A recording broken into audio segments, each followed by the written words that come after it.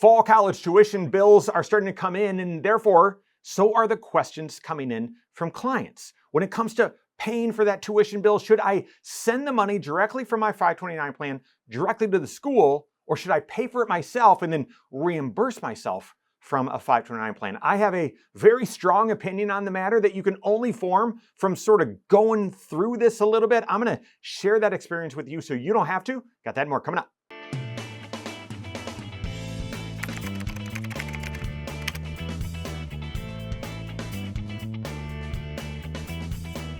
A 529 plan is a great way to pay for college expenses. And I know the 529 is more of an educational account now, and even a pre-retirement account now, by the way, as well. And for me, I'm just an oldie, so it's always been the college savings account. But it's really a fantastic tool, because as you contribute to the 529 plan, you don't get a federal tax benefit when you make that contribution, but all of the growth, the interest, the capital gains, it's all tax sheltered. And then when you withdraw the money and use it for a qualified educational expense, all the growth comes out tax free. And even more, you may be able to get a state tax benefit if your state offers one when you make a contribution. Here in Indiana, that's where I live, there is a tremendous state tax benefit on your contribution. You can get a 20% state tax credit in Indiana for contributing to the Indiana 529 plan. And obviously you need to be paying state taxes on the first $7,500 that you contribute. That's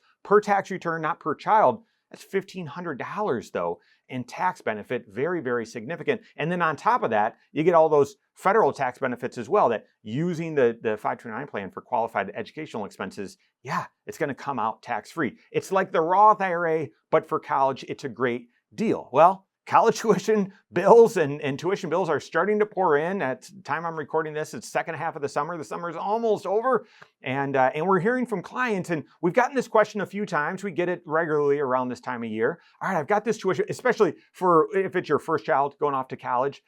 Okay, I just got the first tuition bill. We've got the 529 plan. I know we've been saving. Should I send the money directly from my 529 plan directly to the school? Or do I put it, do I pay it myself and then reimburse myself from a 529 plan, or just take the money out of my 529 plan and pay it directly? Because you've got the choice. You could do either way. And honestly, the one way, sending it directly from the 529 plan directly to the school, it seems easy. And you cut out the middleman, and you don't have to sort of like kind of be the go-between.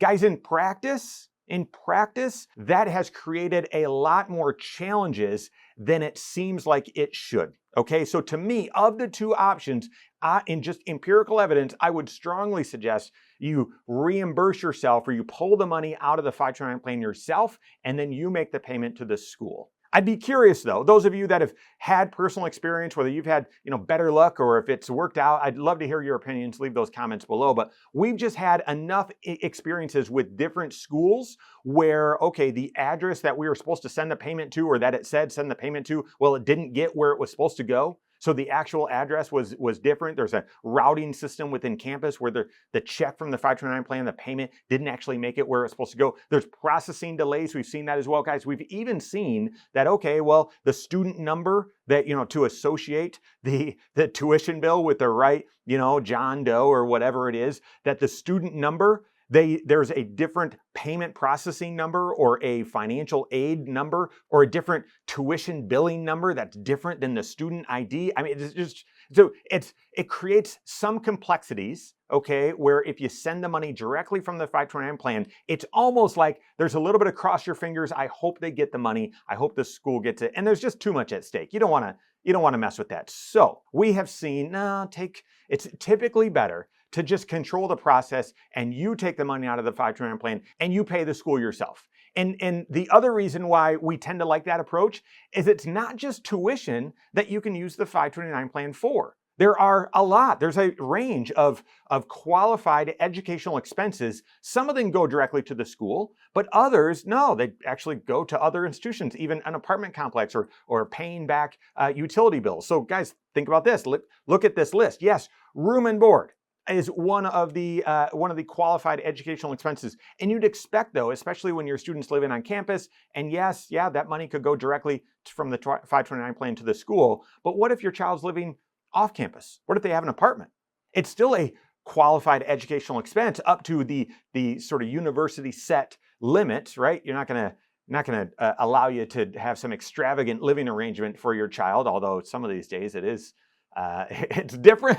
It's different than it was for me, where there's no air conditioning and too many people crammed into too small a space. It's different these days for a lot of institutions. But yeah, there tends to be a cap. What about buying a computer? Or what about buying books or required fees? Some of those things you can't send money directly from the 529 directly to that institution. You have to reimburse yourself or pay yourself, take the money out yourself and then make the payment. The issue that you need to be aware of, and there's really two of them, is one, there's a long list of potential college expenses that actually aren't qualifying educational expenses. So you need to be aware, is this an actual qualified use? That's one. But then second, you do need to track your receipts, and the timing matters. This isn't like the HSA where you can, I can reimburse myself next year, 2 years, even out there in retirement. I'll just pull the money out of my HSA for a qualified health expense out there, that I had earlier in my career. No. This, for the 529 plan, there's no hard and fast rule, but the guidelines are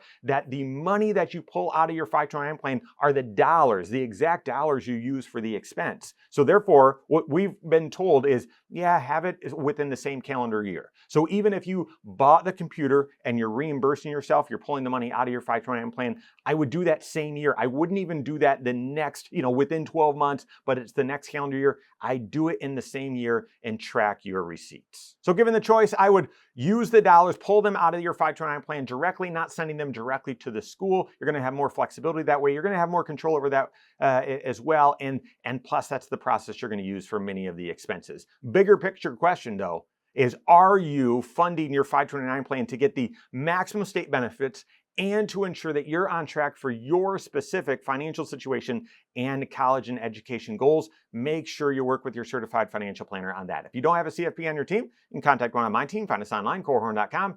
That's Korhorn with K, wisemoneyshow.com. You can find us there as well, or give us a call, 574-247-5898. All right, there you have it. Go out and take your next wise step in your financial life.